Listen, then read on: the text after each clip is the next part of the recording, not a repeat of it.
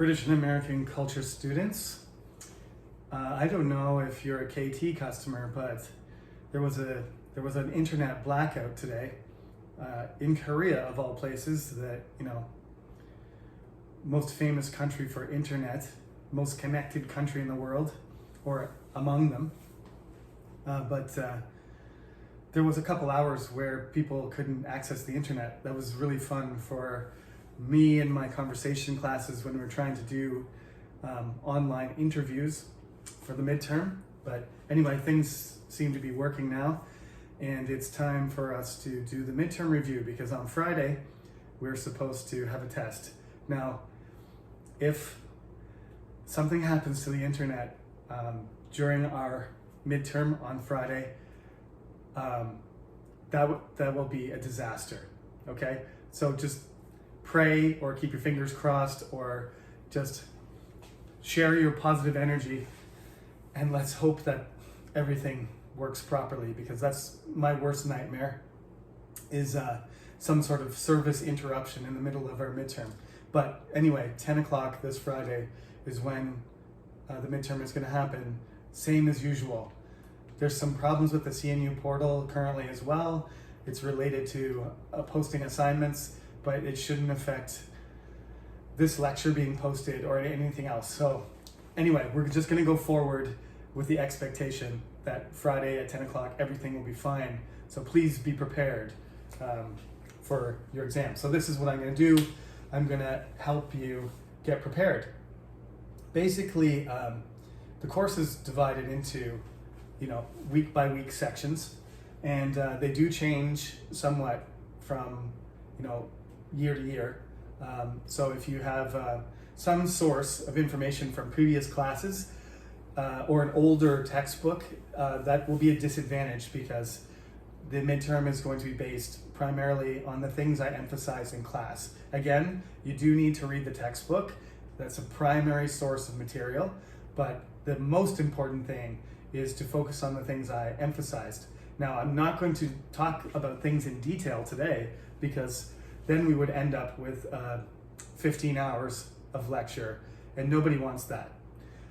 So I'm going to try and be concise. You know how I usually say I'll try and make this lecture shorter, and it doesn't turn out that way, but that's the goal, to summarize, not to provide detail. So you do need to look at your notes. You may need to re-watch some lectures, look at your quizzes. I released all of them, so if you wrote the quizzes, they're also valid. I'm not going to recycle quiz questions, because that would defeat the purpose of the exam. I don't want you to only study quizzes, but the material is on the quizzes, of course, is very relevant. And some of the questions will be similar, and just the wording will be changed. So if you know all the answers to the questions on the quizzes, that will be helpful.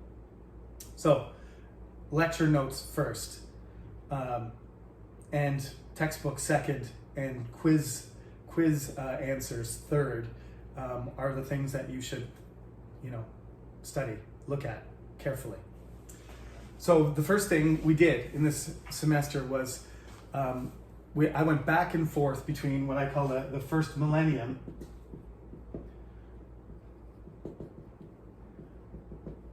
because that corresponds, almost tripped on the fan.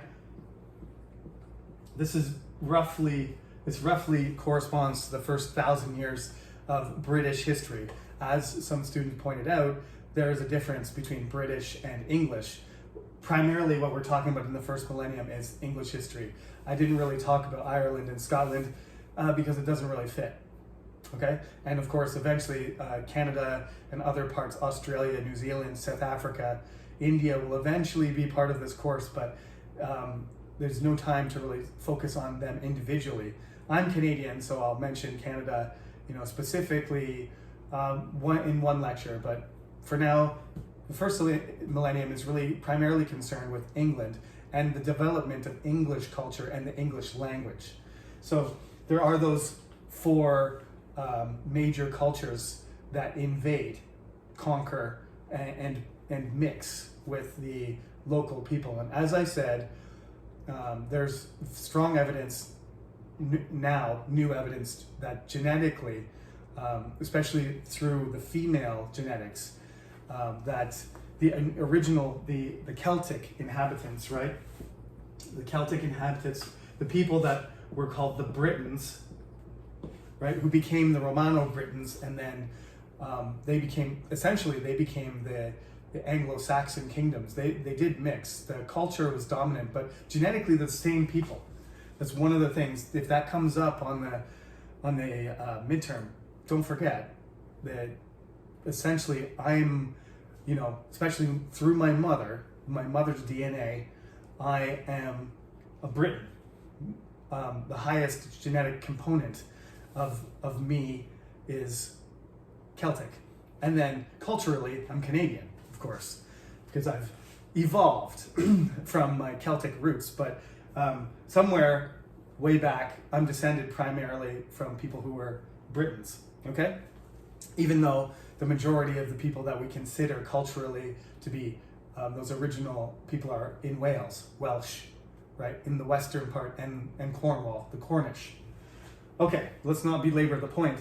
Romans came after that, which we called Romano-Britons, remember, because they kind of fused the culture together, and there wasn't that many Romans that actually relocated permanently. So again, genetically Celtic, but culturally Roman. That's why this is a kind of evolution process. That's why the name of the textbook is, Evolution Revolution. So you got the Romans, and then you got this Germanic people, which we call the Anglo-Saxons, right? But I'll just call them Germanic people, and we'll put a G there. And then we got the Vikings, which were Danes primarily, but some Norwegians and Swedes as well. But we'll just call them Vikings for short. And then after that, we had the Normans, William the Conqueror. So you do need to look up your notes, and you need to check what are the important things about each of these people. What did Romans do? Well, they connected England to Europe. And Rome was the center of Europe. It was the center of Western culture. All roads led to Rome, and London was created as a sort of smaller, distant version, copy of Rome. That's why London, as a city, has this kind of, again, it's like DNA from the Romans. It has walls and structure, and underneath is buried under the layers of London. The bottom layer was Londinium, the Roman city. That was basically a smaller version of Rome on the frontier. So the Romans tried to recreate as best as they could the culture they had in Rome, and that culture fused. So they had trade, engineering, military, barracks. They had an arena for entertainment, right? All these things that are components of Roman culture were imported to England. They didn't really manage. Some of them became Christian as the Roman Empire was Christianized, but not enough to fully become Christian. So the Romans aren't responsible for Christianity in England. It has to be reintroduced, because the Germanic people are not Christian. The Angles and the Saxons and the Jutes, when they come, they are not Christian. So Christianity is going to come back later with the Germans settled there. And then the Vikings are going to come, and they're not Christian either. So the process of England becoming Christian is very slow. We didn't talk about that too much, but just so you know, it's really the Normans that really establish the Christian church. And that's a very important part, because, in the 16th century, the English church separated, and that was a big deal. Okay, so we did that lecture about those peoples and everything. You do need to remember cultural contexts, right? What you did your homework on. I know I haven't got it back to you, the assignment. I will. Still trying to catch up. All the other classes are almost caught up. The conversation classes, I've checked their homework. The composition classes, I've checked some of it. And you're next. But don't worry about the assignments until after. Just remember the cultural context, social, historical, cultural context, and dominant culture versus counterculture or subculture. Those questions could be on the exam too. So don't forget that. Then we talked about those important people, right? Boudica and Alfred. There was one from each group, essentially. Boudica from Celtic, Arthur, who's not a real person, the Romano-Briton, and Alfred the Great, King Canute, and then also Edward the Confessor, the last Anglo-Saxon king of the German line, and then, of course, William the Conqueror. So you need to know those individuals, those famous, influential individuals, kings and queens, essentially. You need to know them, right? Kings and queens. And of course, that Arthur isn't a real person. He's a legend. Let's see here. Then we started to go into what we call the Middle Ages. And so we talked about the Norman conquest, right? And after that, we talked about Henry II sort of being, the root of all of this medieval culture, because descended from him were all these important people like Richard the Lionheart, Edward I, the Hammer of the Scots, who conquered Wales, Edward III, who started the 100 Years' War. So that medieval culture there has a lot of components to it. The medieval culture has Henry II, and I told you the story about Thomas Becket. Don't forget about that, because that is how Canterbury, becomes so significant, is because Becket is killed in the cathedral, and then it becomes a shrine, and then people travel from all over England to go there, and then Chaucer writes Canterbury Tales. He writes Canterbury Tales because that's what people do when they, want to, when they need anything, when they want to express something, or when they want to show their piety, how dedicated they are, or they have illness, or they have some failure, or they have success and they want to be thankful. Everybody, goes on the road and they visit the most famous holy place in England, the shrine of Saint Becket at Canterbury. Henry, I don't know if I mentioned that. I think I mentioned that Henry VIII will destroy it because, Henry VIII didn't like anybody else stealing the show. Everybody pay attention to me, and the Reformation is happening, and the Church of England is not going to have a shrine that is dedicated to the Archbishop of Canterbury and controlled by the church. So he destroyed it. And that is a terrible crime among many that Henry VIII did. For example, killing his wives, having his wives executed. I think that would constitute a crime as well. God rest his soul. Okay, so Henry II, Becket, Richard the Lionheart.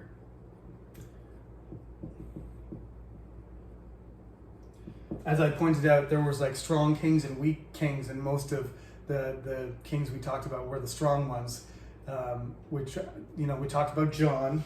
So we got Magna Carta in there, which is a very important event, and the famine. These numbers are really actually easy to remember if you think about it. 1215, Magna Carta, 1315, 100 years later, the terrible famine, the Great Famine, it's called.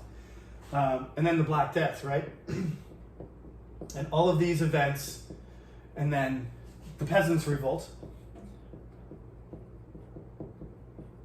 All of these events are linked together. We can see they're linked. Nobody knew.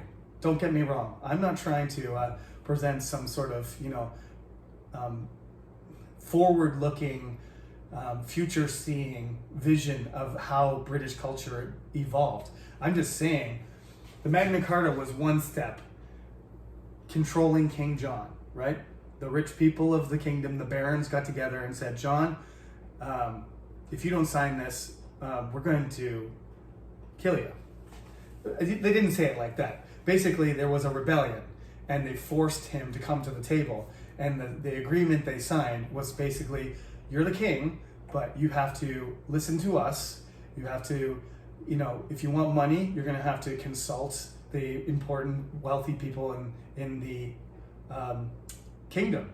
You can't just tax people and travel around the country forcing people to pay taxes, fight wars in France, lose them, and then come back. And then he was also a terrible person, like trying to steal his barons' wives and sleep with their daughters and stuff. He was just a really bad king, really, really disliked. And that's why there has never been another King John, because everybody knew that anybody named John was just going to have the legacy of the terrible King John. And terrible King John, of course, was the younger brother of Richard the Lionheart. So the contrast between Richard the Lionheart, the great knight, the romantic hero, the tall, handsome, powerful warrior, and this kind of, military failing, high tax, sexual predator that his brother turned out to be, really didn't make people happy. There was a lot of unrest. The result was Magna Carta. Then they had good and bad kings all the way through the next few hundred years. Whenever there was a really serious crisis, like the famine or the Black Death, having a bad king was a big problem. The 100 Years' War was always in the background. As I said, one of the things I mentioned is consistent about all of these things is when there's too much death and there's too much tax, people get angry. So the Peasants' Revolt was mostly about tax and the fact that at that time, the boy king, Richard, in 1381, Richard II, and he's not like Richard the Lionheart at all. He's ends up being a really bad king, just like John. He has to deal with a revolt. It's another rebellion, much more serious than the rebellion that happened, the Barons' Rebellion of Magna Carta.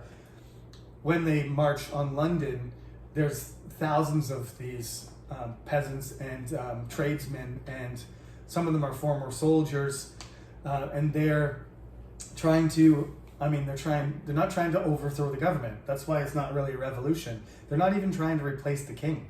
They're going to kill all the king's, advisors, the Lord Treasurer and the Chancellor and John of Gaunt, his uncle, because they're the ones who really control the kingdom, and they blame them, not the king. So they meet with the king and they make their demands, and then the leader, Wat Tyler, is killed by the mayor of London, and then Richard says he's going to consider all their promises, and they're negotiating, but as soon as Wat Tyler is killed, he sends out his soldiers and everybody disperses, and he recants. He says, okay, I'm going to tax you harder. I'm going to make you stay on your land and be slaves, and your wages are not going to go up, and the land prices are not going to be controlled. Nothing that you wanted. You're not going to get anything now. You're going to be, your situation is going to be bad. It's going to be worse than it was before. So he's very vengeful, vindictive king. And in the end, he gets overthrown, and he ends up getting locked in a tower, and he dies. Maybe he's killed, or maybe he dies on his own. We don't really know. So bye-bye Richard II later. But basically the government realized, after Richard experiences another rebellion, and this one is by Henry Bolingbroke, they get what they want. This is the thing about another point I made about English and British culture is it's essentially a conservative culture. So, in Germany and, to be honest, in China and in Babylon and in Egypt, there have been rebellions throughout history. Revolution and revolts are pretty normal, especially when conditions are really bad and you have terrible leadership. That's like a explosive combination. But usually, in almost every case, when the citizens, I don't think you call them citizens really, that's a nation.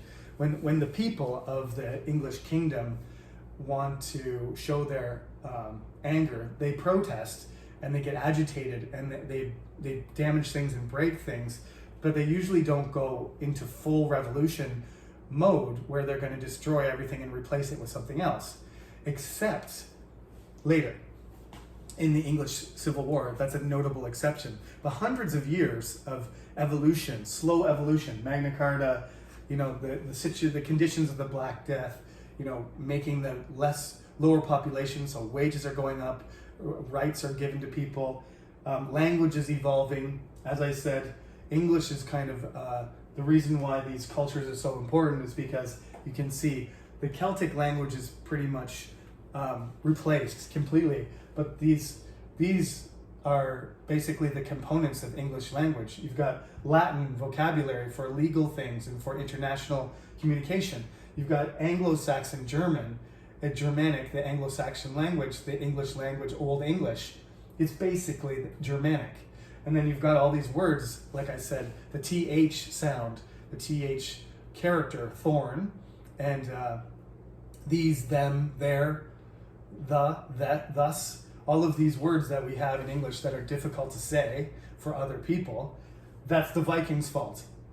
And then we have the French vocabulary, which is formal language, usually artistic description, it's involved with manners and high-class society.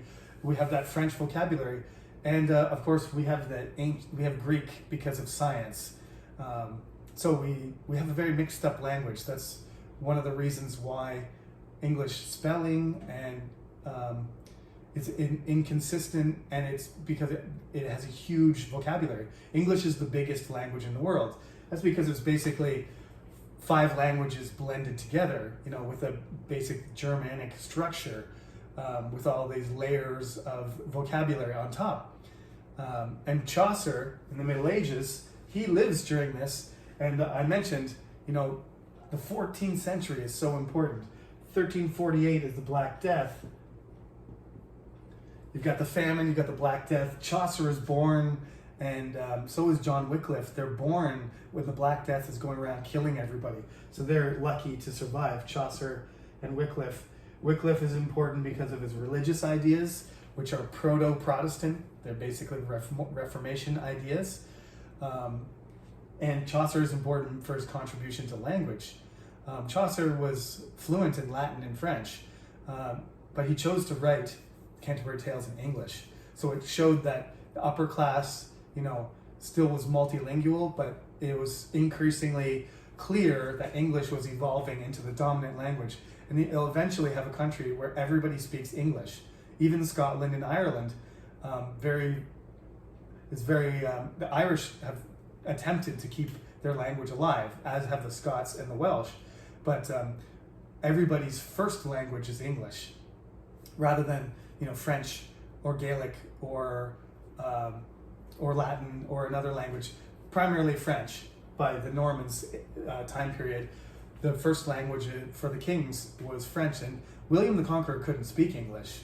It took hundreds of years for the kings of England to be able to speak English, and then Henry V, will say that he doesn't understand French. You get to the point where that's probably not true, but he doesn't want to speak French anymore. He doesn't have any use for it, and so the French and English languages clearly separate, and English becomes the dominant language. This process really starts to crystallize in the 14th century. So there's so many things to talk about. The second part of the midterm, the first part is 30 multiple choice questions, just like doing 3 quizzes in a row. So that should only take you 20 minutes, probably, at most. And when you're done that, the second half of the exam, because it will take you probably 10 or 15 minutes, maybe 20 to do the second half, you have to write, okay? The most important thing is do not copy and paste. You must write your own answers. And one sentence is not enough. If you want 1 point, write 1 sentence. There are 5 points. There's 2 questions, 5 points, that's 10 points. So you should have 5 sentences and 5 sentences. If I ask you about the cultures in the first millennium, then you should write 5 sentences and give me details. and show me that you understand. Don't Wikipedia the Romans and the Germans or the history of England and copy and paste from Google. An idiot can tell. I'm not an idiot. An idiot can tell that that's what you did. It's obvious that everybody's going to write their own stuff. If you copy and paste, it looks perfect. It's written in a certain level of English. There's no mistakes. I can see that. All right. If you copy Shakespeare and you put it in there, I'm not going to say, oh, I have a Shakespeare in my class. I'm going to say, I have a cheater. So don't do that. Every semester so far, the online midterm, I've had a few people try and do that. You're going to get 0. Not only are you going to get 0, just take 0 on the question instead. All right? Write something. Get 1 point. Get 2 points. If you cheat on one of those questions, you get 0 on the whole midterm. That's the punishment. Okay? That's not allowed. So you have to demonstrate that you understand, how I'm explaining things. You have to express to me that you've understood what I've been teaching, and then you have to show it to me through your own words. That's the point. So I might ask you about the first millennium. I might ask you about what medieval life is like.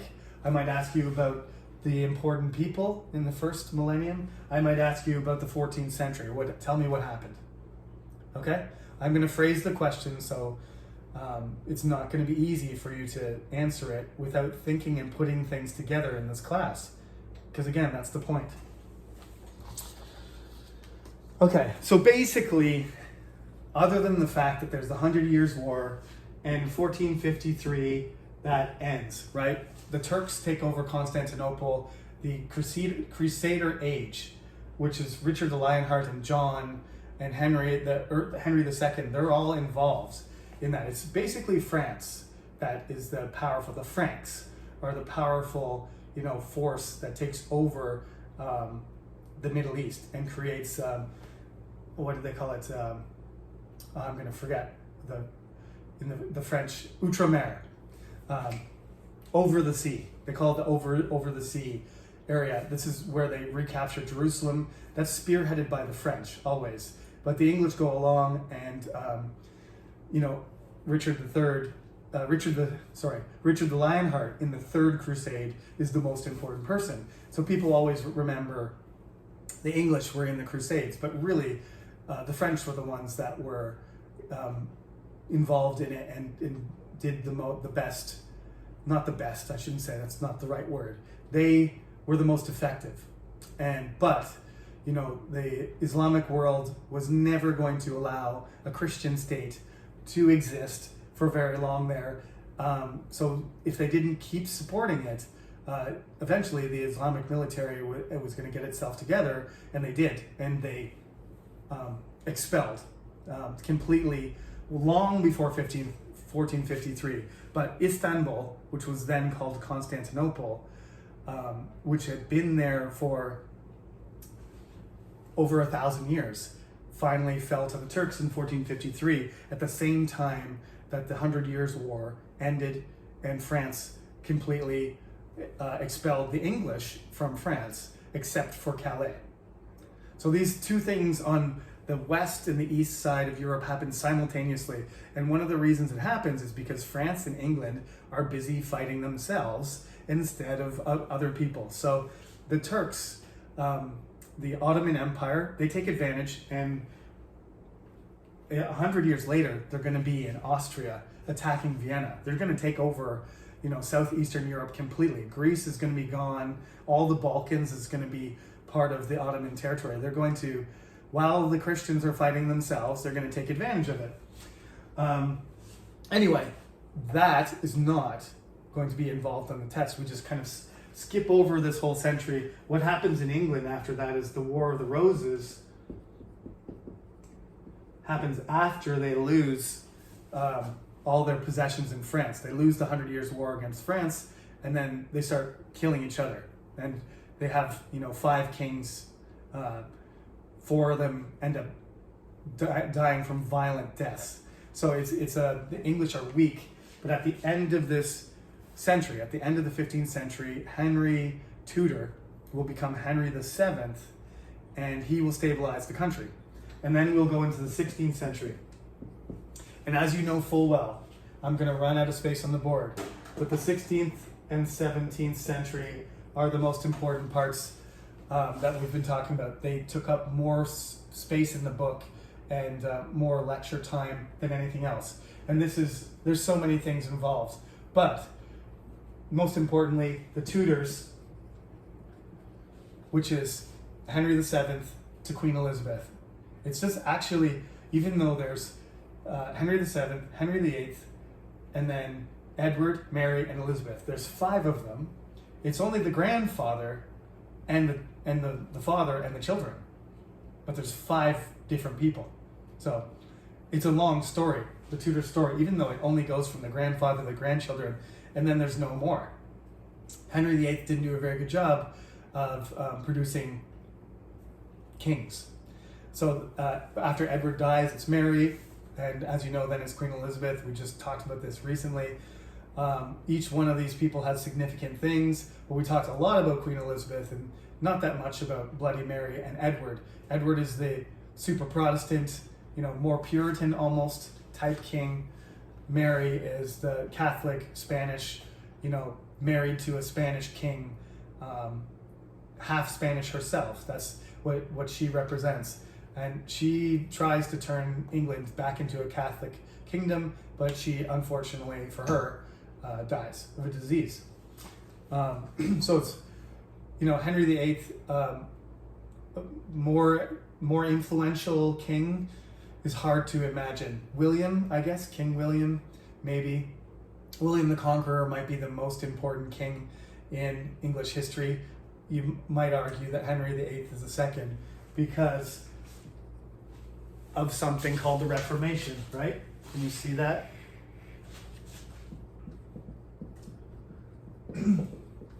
So he divorces his wives, he kills some of them, he keeps trying to have a son, he's unsuccessful, and he decides that he's going to make his own church. So he starts the Church of England, and this causes more problems with France. They're already kind of ancestral enemies at this point. For hundreds of years, they've been fighting over territory in France and sometimes even in England, but not really. Mostly they're fighting in the sea, and England's trying to hold on to what they have in France, and the French are trying to get rid of them. And they do get rid of them, and then the English decide to become Protestant, and they don't want a Protestant country beside them. They fight with the Dutch in the Netherlands because they're Protestant as well, and they fight against the English because those are the 2 most important centers of Protestant religion. What does it mean to be Anglican? What does it mean to be a Protestant? What is a Puritan? What is a Catholic? Why did Henry? These are all good questions. They can be multiple choice questions. I can ask you about the 16th century's religion. I can ask you about the 16th century's leaders. These are possible 5-point questions. Okay? Now, we mentioned those 5 points of crisis as well, right? If you remember them all, if I can rattle them off. We just did them last quiz, so it should be fresh. I don't have to remind you. That's 16th century and 17th century. Those problems existed, but Queen Elizabeth managed them.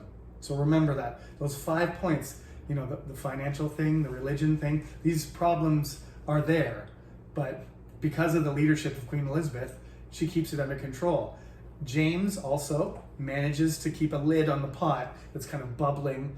And then when Charles takes over from his dad, Charles I, it explodes. And again, that's mostly because he tries to tax people. He doesn't have enough money. He doesn't have a good budget, and he doesn't have a good relationship with Parliament. So you've got to talk about the English Civil War, what Cromwell did, and then the last part is just last lecture. The last part is the 17th century, the Glorious Revolution. Right? So you can, there might be some questions about King James. He did some bad things, some good things. The gunpowder plot, Guy Fawkes Day on November 5th. That's not in the textbook, but I did talk about that. The King James Bible. Major points about each thing that are in the book you can focus on. You don't need to memorize everything. You don't even need to memorize these dates, right? Actually, I did say remember 1215. I did say remember 1066, right? I did say remember those. And I did say the Union, the Act of Union in 1707, I said, you should know those, okay? 3 dates. I don't think that's too much to ask, but I'm actually not going to ask you any questions on that. I never do. Even though I tell you, don't forget those numbers, don't lose sleep about numbers. That's not the most important thing, but you should basically know. Great Britain, we talked about 1700 years of history, that's British history, but Britain didn't exist yet. I know that sounds crazy, but that's the way history classes are designed. The British intentionally try to trace their roots all the way back to the Britons, to before the Romans, but especially the Romans, right? Arthur is the figure of, unification of all of these ideas. He's a king, and the Normans appropriated him. Richard the Lionheart pretended like Arthur was his ancestor. He walked around with a sword called Excalibur, killing people who were, threatening the English kingdom. Actually, he was usually on offense, not on defense, like Arthur. Arthur defended the English kingdom, the Romano-Britain from the Angles and the Germanic horde, supposedly. That's how the legend goes. But he was recreated as almost like a medieval knight. If he was a real Romano-Briton, he would have had different armor. He would have looked more like a Roman centurion. But in all the imagery, he looks like a medieval king with a big beard. He looks like Richard, as Richard wanted it. Richard wanted people to think of Arthur when they looked at him. So yes, the 17th century is the world turning upside down. That's the almost revolution in British history. There was a revolution. There was a restoration of the monarch, and they rolled everything back. But some of those things remained. So that's why the Glorious Revolution happened. That was the agreement that they would live basically in a democracy with the king as the leader. That was the compromise. And they did defeat France in the 9 Years' War, and then in the War of the Spanish Succession. Louis XIV was stopped, and they took possession of parts of North America at the time. But we're going to talk about over the ocean, what's happening.